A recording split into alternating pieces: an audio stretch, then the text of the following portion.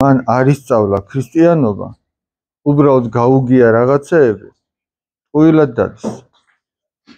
აქ ეგრეთ წოდებული ნამსახურეობის იგივე სტაჟის მიხედვით კი არ აფასებს ღმერთი ჩვენს აქ სიარულს. შეიძლება ვიღაცა 1 წელი დადიოდეს. აი მაგალითად იყო ერთი ესეთი დიდი წმინდანი, ახლა უბრალოდ რადგან სიტყვა მოიტანა. 60 წლის კაცი იყო. მანამდე შეიძლება ითქვას, რომ ქრისტიანობისა ბევრი არაფერი არ გაეგებოდა. და მოხდა რაღაცა ისეთი შემთხვევა მის ცხოვრებაში. ახლა რადგან პატარები ხართ, აღარ გავაღრმავებ რა მოხდა, როგორ რანაირად რო არის დაიძაბოთ. დატოვა ყველაფერი და წავიდა მონასტერში. ეს ხდება მე-3 საუკუნის ბოლო, მე-4 საუკუნის დასაწყისში. პავლე ერქვა ამ კაცს. და მივიდა ანტონი დიდთან. ეს ანტონი დიდი იყო, აი ძალიან ბუმბერაზი წმინდანი, განდეგილური ცხოვრების ფუძემდებელი. მივიდა და დააკაკუნა კარებზე. ის მონასტერში განმარტოვებით ცხოვრობდა ანტონი დიდი. დააკაკუნა კარებზე და გამოვიდა წმინდა ანტონი დიდი და ეკითხება, რომ რა გინდაო და ბერობა მინდაო. ანუ მონაზვნად რომ აღვიკვეცო რა, ჩემი თავი რომ ღმერთს მიუძღვნა. ამან ახედა და უთხრა. შენ ამას ვერ შეძლებო და კარები მიიხურა. მეტი არაფერი არ უთხრა. ანუ ერთი შეხედვით ჩანს, რომ თითქოს უხეშად მოექცა, მაგრამ სინამდვილეში ამ მოხუცის გამოცდა იყო. ჯერ ამ მოხუცი ხა 60 წელი შეიძლება არც არის სასაკი, მაგრამ მიუხურა კარები და თუ არა ვწდები 2-3 დღე კარები არ გაუხო. აი ჩვენ 2-3 დღე კი არა 15 წუთი რო ვინმე დააგვიერებს, არ მოვიდა და მივდივართ. რა არ მოვიდა 2-3 დღე ელოდება მშიერ მწყურვარ. მერე გააღო ანტონიმ კარები და ნახა რომ ისევ იქ იყო და გაეხარდა, თან გაუკვირდა. შეიყვანა შიგნით და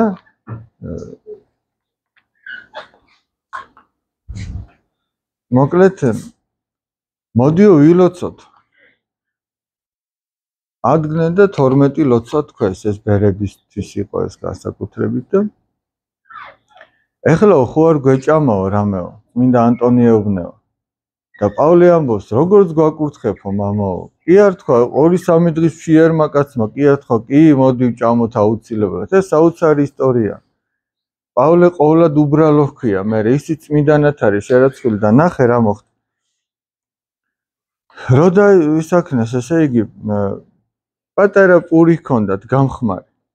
ანტონიმ თავისთვის პატარა მოატეხა. აი 4-ად რო გაყო რაღაცა პატარა პური, ამაზე ცოტა დიდი და 4-ად რო გაყო და ერთი ნაწილი ანტონიმ თავისთვის დაიდო და 3 პავლეს დაუდო.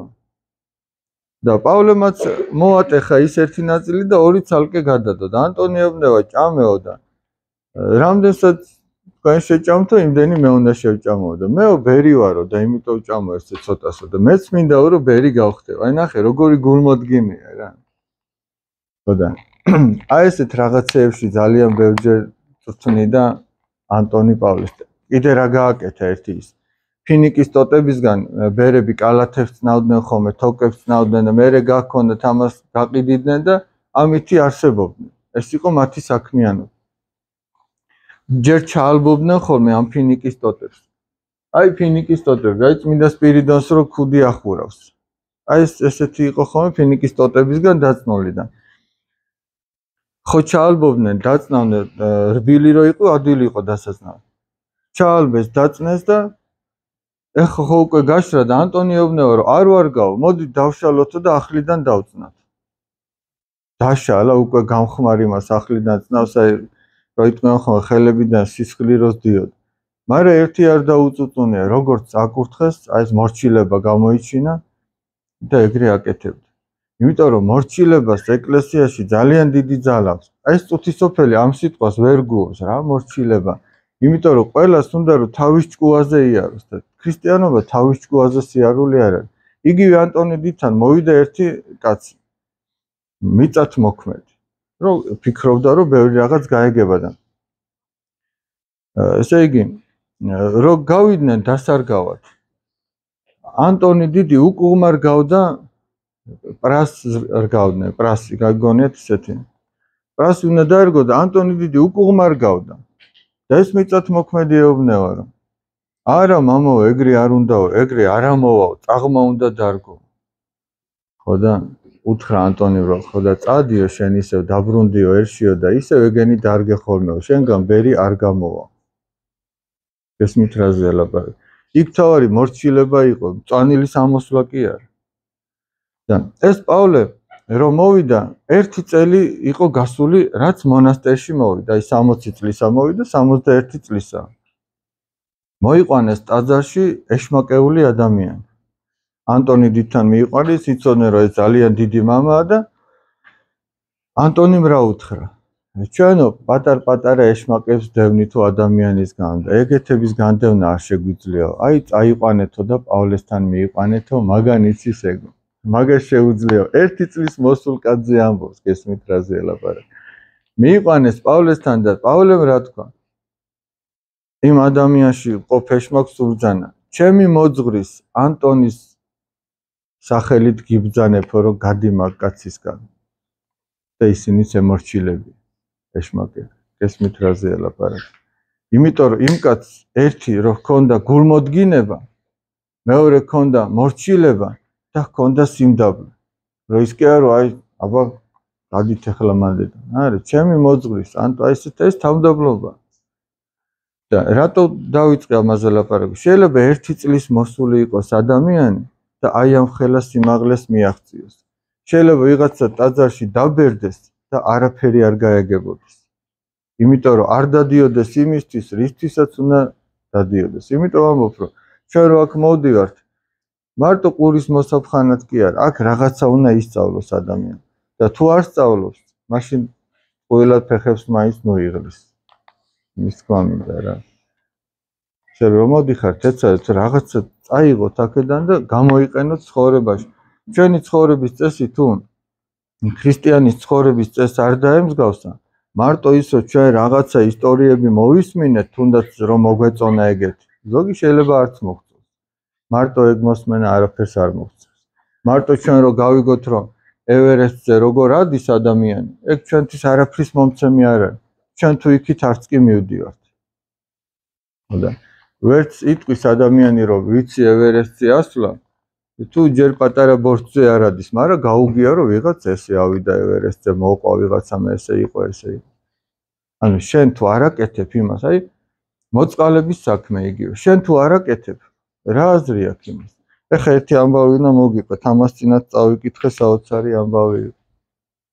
ეს პატარა ბიჭუნაძე 9 წლის ბავშვია, წარმოიდგინეთ და რა გააკეთა. ეს არის ავსტრიის დედაქალაქი ვენა. ეს უბრალოდ ისე თვალსაჩინოებისთვის გაჩვენეთ. ეს არის ავსტრია. შუაგულ ევროპაში იტალია, გერმანია, ჩეხეთი, სლოვენია, ხორვატია. ეს არის ავსტრიის დედაქალაქი. ერთი 9 წლის ბავშვი მივიდა 5 ვარსკვლავიან ნომერში და ეუბნება რომ აი საუკეთესო ნომერი მინდა რომ დავჯავშნო. და ეს ძალიან ძვირი ღირსო, ეს დირექტორი ეუბნება $300 ღირსო ერთი ღამეო და არა გინდაო შობა ღამეაო და თან შენი მშობლები ინერვიულებეო და არა მე მალევე უნდა დავბრუნდეო სახლშიო. უბრალოდ აი ეს ხატი მინდაო რომ ამ ნომერში დავაბრძანო და ეს ღამე რო აქ გაატაროსო და ქრისტეს ხატი. ხოდა იმიტომ რომ ესო გამოქვაბულში დაიბადაო სიცივეშიო და მინდაო რომ ერთი ღამე მაინცო აი ესე თბილად გაატაროსო და ამ სასტუმროს დირექტორი ეუბნება შენ უკვე გაათბე ეგო შენი აი ესეთი თბილი გულითო მაცხოვარი შენ უკვე გაათბეო და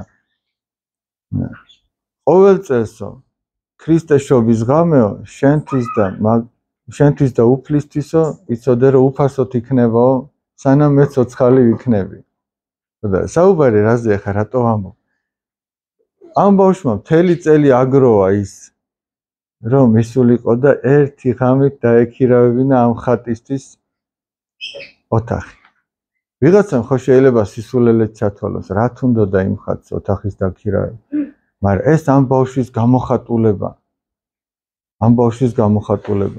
ჩვენ შეიძლება ეგრე ხატი არ დავაბრძანოთ, მაგრამ ვიღაცა გაჭირებულს რო ხედავ და თუ მოუსვენრობა არ დაგემართა, ესე იგი ნიშნავს, რომ ჯერ ქრისტიანობისგან ძალიან შორს ახ.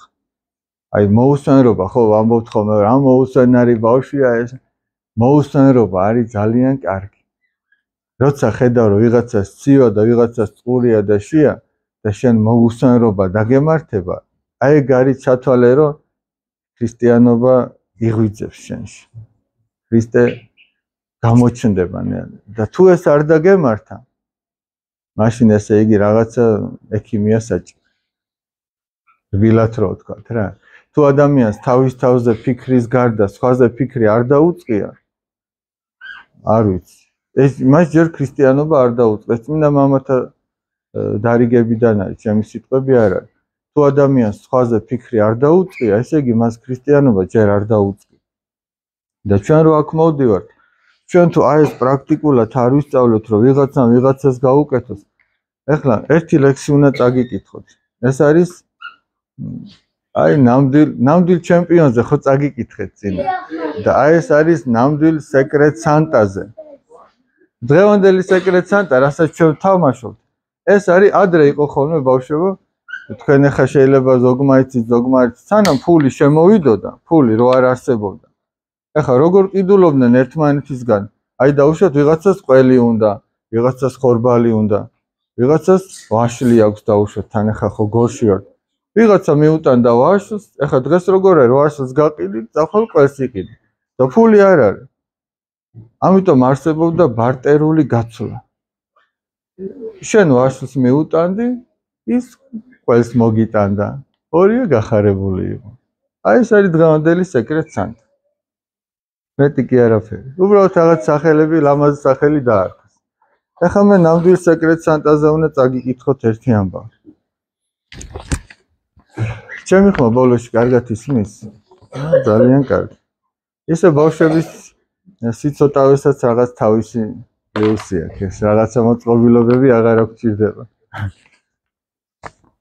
ამას წაგიკითხავთ და მე რო დღეს ეს მეორე კლასელებს წავუკითხე, ცოტა ვერ გაიგეს და ამიტომ მეორე კლასელებისთვის და უფრო პატარებისთვის მე შინაარსს მოვყვები. ჯერ უბრალოდ ლექსად წავიღე. მაგრამ იმდენი უცნაური სიტყვებია, ვერაფერი ვერ გავიგეთო ბავშვებმა და მე ისე მოვუყევი, რაც ხდებოდა. აქაც ეგრე გავაკეთე.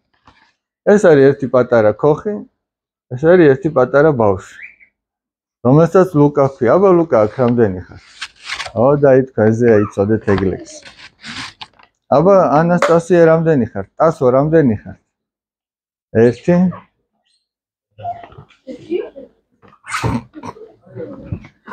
სხვადასხვა უფრო ბევრი ყავს ხოლმე, მაგრამ ეხლა ჩათვალე რომ შენახე. აბა დავიწყოთ.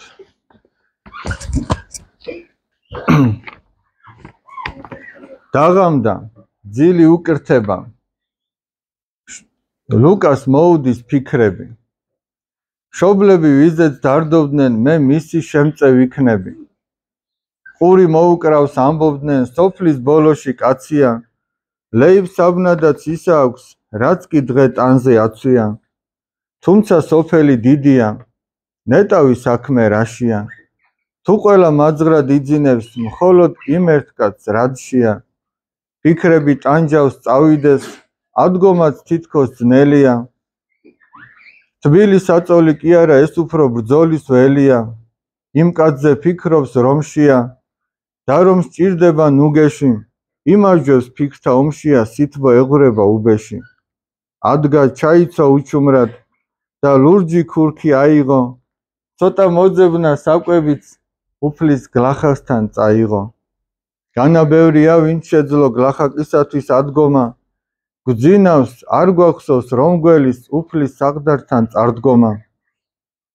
შუაღამე გადავიდა მთვარის შუგზე მიდის ბავშვი. იმ გლახაკის ქოხი ნახოს მხოლოდ ეს ფიქრი აქვს თავში. ცოტა ხანში ქოხთან მიდის. ჩვენი ბიჭი პატარა, ხელით პური, გულით კიდევ უფალი რომ ატარა. კართან ჩუმად დაალაგებს, ლურჯ ქურქს საკვებს და პურებს. ფიქრობს ყველას კაცის ხელით თვით უფალი აპურებს. ვიღაც ხარბად ეტანება, ძივებს, ბეჭდებს, საყურეს, უფალი კი პირუთვნელად ყველას ერთად დაგყურებს. კარზე ნაზად კაკუნია, კარებს აღებს დინჯად გლახა, ნივთებს ხედავს ღმერთს ადიდებს, მომტანი კი ვერსად ნახა. შინ ბრუნდება სიხარულით, გულგამთბარი ჩვენი ლუკა, ცდილობს არ ვინ შეამჩნიოს, იხედება წინ და უკან, დაწვა ტკბილად ეძინება, ფიქრობს ალბათ ზღაპარშია, რადგან გლახაკს აღარ სცივა, რადგან გლახაკს აღარშია, გაეღვიძა თვალებს იფშვნეთს, ზურგზე აზის ცელქი ტასო, მითხარ შენ თუ მაგარი ხარ, რის ვაპირებ შენთვის თქმასო. როგორ ძლიერ ჩამაფიქრე, რას მიმალავ, ნეტავ, რასო, ალბათ მე ვერ გამოვიცნობ, ისევ შენს თქვი ჩემო ტასო. ღმერთმა წუხე რაღაც მითხრა, მე რომ შენთვის გადმომეცა, იცი ლუკა უფალს წუხელ, შენი ლურჯი ქურქი ეცვა. დამითხრა თურმე ვინც წყალობს, ავადმყოფს, უცხოს მშიერსო, სულ ყველას გულში ჩაიკრავს, შენი უფალი იესო.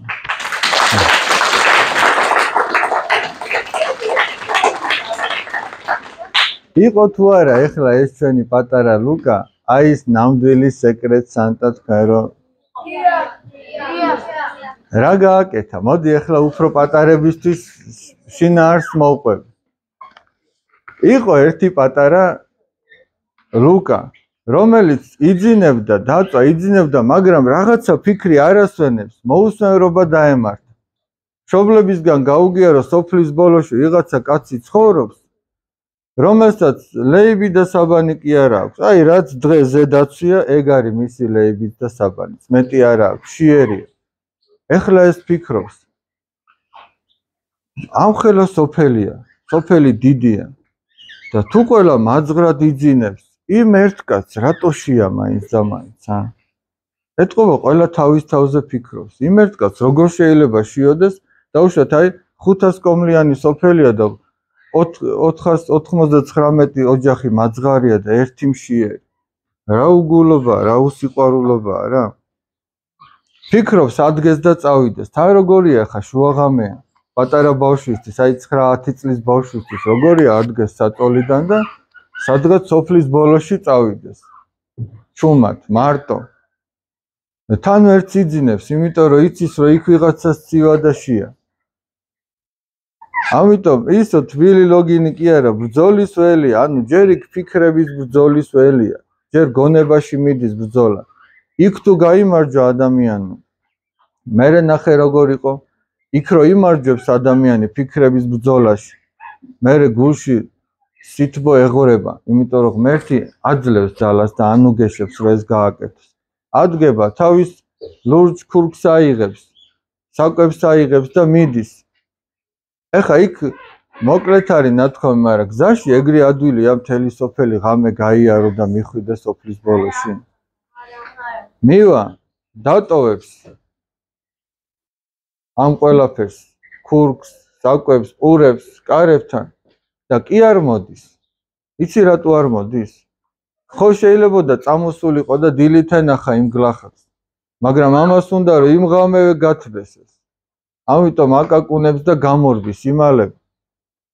ეს გლახა გამოდის, აიღებს ამ ყველაფერს, მომტანი რომ ვერავინ ვერ ნახა, ამიტომ ღმერთს ადიდებს. და ესეც სახარებისეული მცნებაა, რომ ეგრეთ წინევდი ნათელი თქვენი წინაშე კაცთა, რაითა ადიდებდნენ, თქვენ საქმეებს ხედავდნენ და ადიდებდნენ მამას და თქვენსა ზეცათასავ. შენ გაკეთებული სიკეთის გამო, ვიღაც რო ღმერთის დიდებას იწყებს, აი ეგ არის ყველაზე მთავარი. შენი გაკეთებული სიკეთის გამო რომ ვიღაცა შენ ტაშს გიკრავს, ეგ არ არის ქრისტიანობა. ამიტომ ჩუმად უნდა გააკეთო. ეს ბავშვი მოდის და მანამდე თუ ვერ ისვენებდა და ვერ იძინებდა, ეხლა ტკბილად ეძინება. დილად ენდება. პატარა ტასო, პატარა დაიკო ზურგზე შემოახტა და ეუბნება რომ აბა შენ თუ მაგარი ხარ, მითხარი რა უნდა გითხრა. გამოიცანი. ეს ამბობს ვერ გამოიცნო, შენ მითხარი და ამბობს ტასო. თუ ხელისო უფალი ვნახეო და შენი ლურჯი ქურქი ეცვაო. ეგ იცი რას ნიშნავს? შენ რო გლახაკს გაუწოდებ მოწყალების ხელს, უფალი იღებს ამას. ეს რეალური ცხოვრებიდან არის. წმინდა პავლე ნოლელი არის ასეთი ეპისკოპოსი, მღვდელმთავარი და ერთხელ როდესაც წირვაზე მიდიოდა დაინახა რომ იქ გლახაკი იცდა. დამა რა გააკეთა იცი იქ ახლა წირვაზე მიდის დილა არაფერი საკვების არა აქვს რა თქმა უნდა და გადმოიღო ლახვარი არის იცით ცეფისკვერს კვეთავენ ხოლმე აი წირვის დროს და გადმოიღო თავისი სამღვდელმთავრო შესამოსელი და იმას რაღაცა ნაწილი მოაჭრა და ანუ რითი წირვაზე უნდა ემსახურა წარმოიდგინეთ რა აი არის რაღაცა წესი და კანონი რომ სამღვდელმთავრო შესამოსლით უნდა იმსახურო მაგრამ ეს ამ წესზე მაღლა დგება იმიტომ რომ სიყვარულია და ვერ ითმეს რაღაცა არ მოაფაროს აი ამ გაჭირებულს და მოაჭრის თავის შესამოსელს და მოაფარებს ამ გლახაკს და ღამე უფალი ეცხადება და ეუბნება უფალი ეცხადება და ამის შესამოსელი აქ მოხვეული და ეუბნება აი პავლეო ნახეო შენმა შესამოსელმა როგორ გამათბო და აი ეს არის ჩვენი რეალური ცხოვრება უფალი სადღაც შორს კი არ არის უფალი აი აქ არის ჩვენთან არის ჩვენს ქალაქშია ჩვენს უბანშია ჩვენს თვალწინ არის მაგრამ ზოგჯერ ისეც ხდება რომ ჩვენს უბანში კი არა და ჩვენს ქალაქში კი არა შეიძლება შენ სახლთან იყოს და ვერ დაინახო დიდარი და ლაზარი გახსოვთ აი იმის დიდრის სახლთან იყო გარეთ უფალი და ვერ დაინახა ესეთი რამე შეიძლება ადამიანს დაემართოს და მაგრამ თუ დაინახა უფალი თუ დაინახა გლახაკი და მოწყალების ხელი გაუწოდა ეგ ნიშნავს რომ მან ქრისტიანობა გაიგო რაშიც მდგომარეობს და მან დაიწყო ქრისტიანულად ცხოვრება ქრისტიანულად ცხოვრება არ ნიშნავს მარტო ლოცვის თქმას მარხვის შენახვას თუნდაც ახსარებას და ზიარებას ქრისტიანულად ცხოვრება ნიშნავს სხვა ადამიანისთვის გაიღო რაღაცა იმიტომ რომ ქრისტე ჩვენთვის ჯვარს ეცვა და ჩვენი ქრისტიანული ცხოვრება იქ იწყება სადაც ჩვენი თავიდან გავდივართ გარეთ და გლახაკზე ფიქრს ვიწყებთ გაჭირებულზე ვიღაცაშია ვიღაცას არც შია და არც წყურია მაგრამ ხედავ რომ მოწყენილია რაღაცა უჭირს მას შენი სანუგეშო სიტყვები შია და წყურია იმიტომ რომ არც ის არ უნდა დაიზარდო ხან ეგ არის გასაკეთებელი გესმით რაზე ალაპარაკი ისე რომ აი რა გააკეთა იმ პატარა ბავშვმა ვენაში ავსტრიის დედაქალაქში და რა გააკეთეს ჩვენმა ლუკებმა ამ ლექსის მიხედვით აი რა იყო მთავარი აქ თქვენი აზრით ანდრე ლუკას დახმარება მოხუცი ლუკას დახმარება კიდევ რას გამოარჩევთ აი რა აბა თომა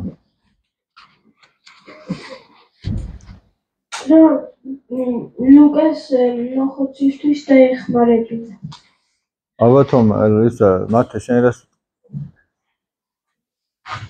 ლუკა თავისი კომფორტის ზონიდან გამოვიდა იმისთვის რომ სხვას დახმარებოდა აბა რა როგორია და იქ ნახე მე როგორ იყო ნათქვამი განა ყველა შეუძლია რომ თბილი ლოგინიდან ადგეს თვის დასახმარებლად ყველა ვერ შეძლებს განა იმიტომ რომ უფალი არ შეაძლებინებს უბრალოდ ჩვენ ზოგჯერ იმდენად ვფიქრობთ მხოლოდ ჩვენს თავზე რომ ვერ ვაკეთებ თავგანწირო არ აყოფ და იცი რომელი ადამიანი შეძლებს ეს ძალები რო კონდეს ვისაც თავგანწირო არ ყოფნის და ვერ აკეთებს მაგრამ ამის გამო ნანობს და თავს არ იმართლებს აბა რა მექნა რო არ ამბობს აბა რა მექნა არამედ თავის თავს ადანაშაულებს და ამბობს რომ მე ეს უნდა გამეკეთებინა და ვერ გავაკეთე დამნაშავება მაპატიოთ აი ვინც გულწრფელია და ამას ამბობს და ვინც თავის ცინდის არ აჩუმებს თავის გასამართლებლად ეგეთი ადამიანი ნელ-ნელა შეძლებს შე რომ აბა ნიკოლო შენ რას ამბობ და მე მეორე ნიკოლო თუ ლუკა აბა შენ რას იტყვი როგორი ბიჭი ყოფილა ეს ლუკა ანუ ერთგული იყო არავის არ სწავლობდა გასაჭირში და ყოველთვის ერთგული იყო ყოველთვის ერთგული იყო ჯერ თავისი სინდისის აბა ნიკოლო მე იმაში ვენაში პატივისა ხატებს როგორც 100.000 მოწამეზე იყო პატივისას ხატებს და ყველაფერს კარგით ბავშვებო ეხლა შეხედეთ აი რასაც ტაძარში უნდა დაკვირვებოდით და რო არ დააკვირდით და მერე მაინც რო დააკვირდით აი აქ არის გამოსახული ეს არის წმინდა მღვდელმთავარი სპირიდონი ეს არის ერთ-ერთი შემთხვევა რომელიც მოხდა 325 წელს ნიკეის პირველ საეკლესიო კრებაზე ძალიან მნიშვნელოვანი რამე მოხდა იქ იყო ერთ-ერთი მწვალებელი ნიშნავს ესე იგი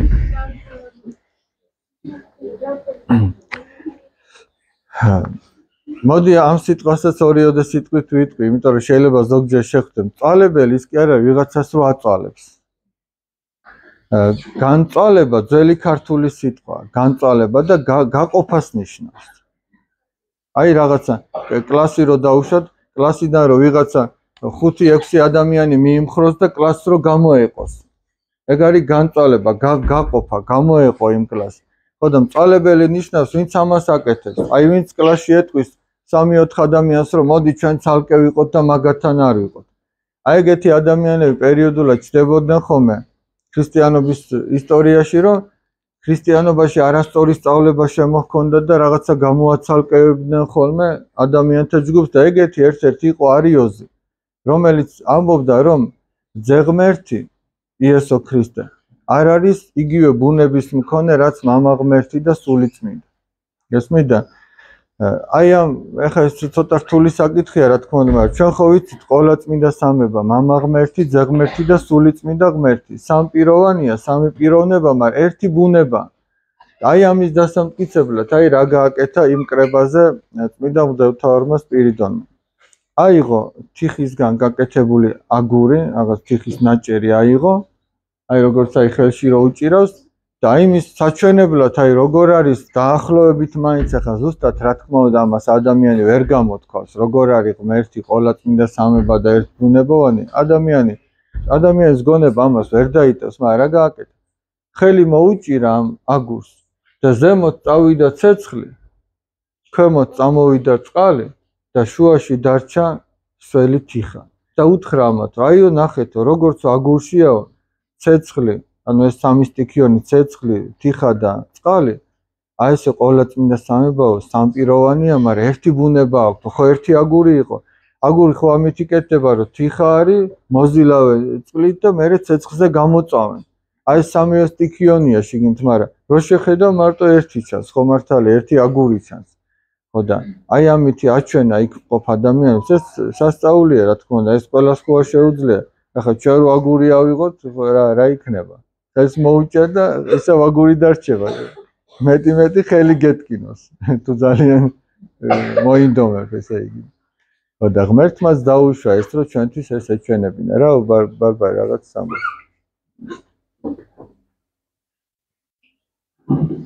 მამა მინდა თქვა წინა ლექსზე რომ რასაც შენ ადამიანს რასაც გაუკეთებ გამოდის რომ იმას უკეთებ ღმერთს. ი ბატონო, იმას უკეთებ და აი მოდი ახლა ჩვენი სიტუაციიდან ავიღოთ.